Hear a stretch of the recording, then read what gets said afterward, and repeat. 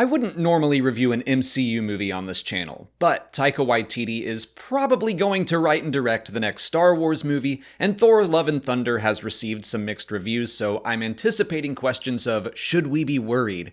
My short answer is no. I liked Love and Thunder, not as much as I liked Ragnarok, but I was completely entertained throughout the whole movie. It's far from perfect, but I think it illustrated a lot of Waititi's sensibilities that will translate well into a Star Wars film, so let's talk about that, and there will be some spoilers ahead if you haven't seen it yet. Something I love about a lot of Taika's films is his ability to take incredible and fantastical characters and make them mundane and relatable. In What We Do in the Shadows, we get to see how vampires live as roommates. Our Flag Means Death takes pirates that sail the seven seas looking for adventure and makes them human.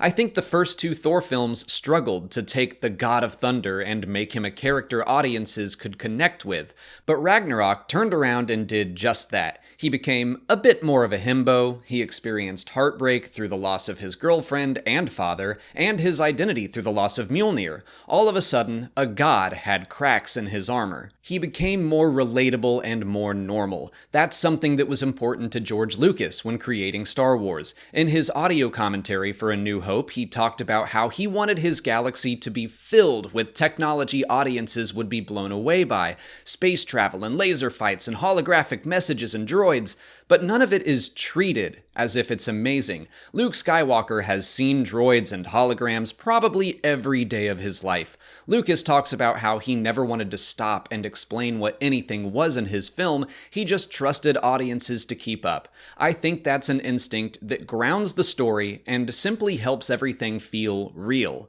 Taika continues that trend in Love and Thunder and even takes it to the next level. When Jane and Mjolnir come back into the story, Thor starts to have feelings not just for his ex-girlfriend, but also his ex-weapon.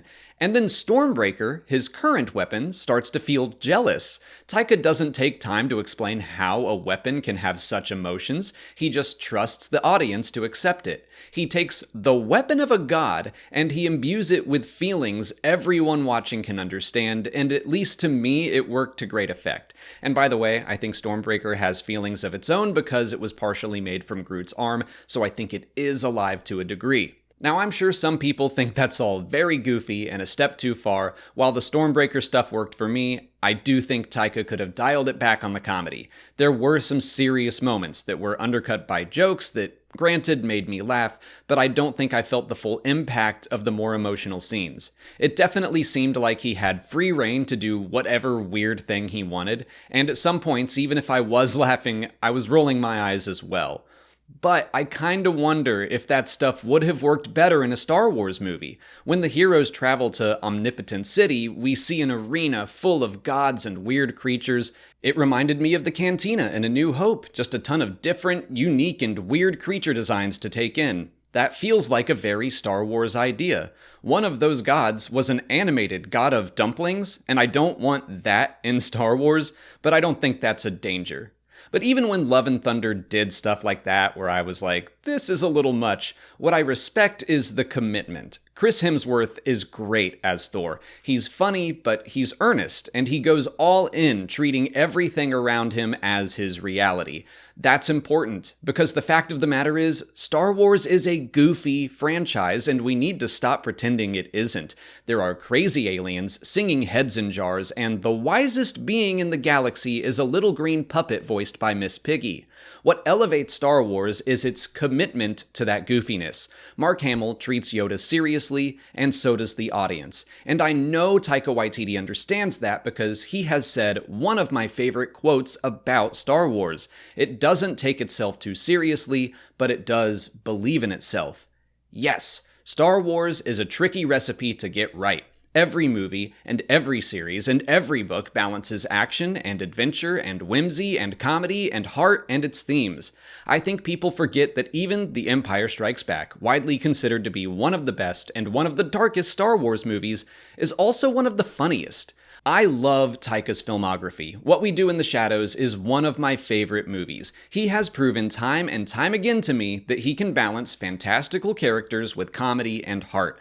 I don't think Love and Thunder is his best outing. I do think it swings too far into the comedy and whimsy, but if he just pulls that back a little bit, I think we're gonna be in a great spot as Star Wars fans. If he can simply repeat what he did in The Mandalorian, he'll nail it. IG-11's final scenes have heart and emotion, but also a dash of comedy. It doesn't take itself too seriously, but it does believe in itself.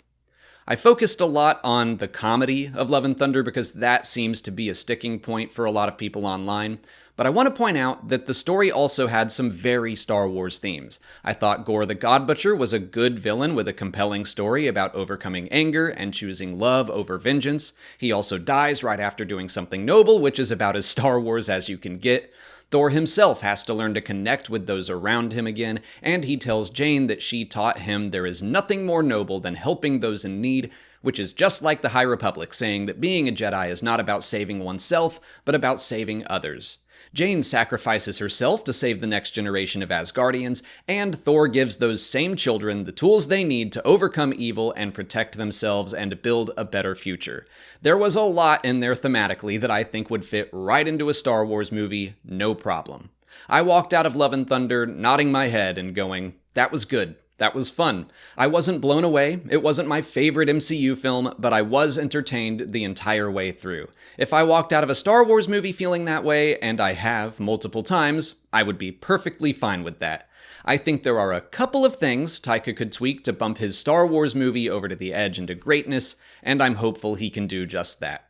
But what did you think of Thor Love and Thunder? Let me know in the comments. If you haven't already, please like this video, subscribe to the channel, follow us on TikTok, Twitter, and Instagram, and consider checking out our Patreon page. As always, thanks for watching, and may the Force be with you.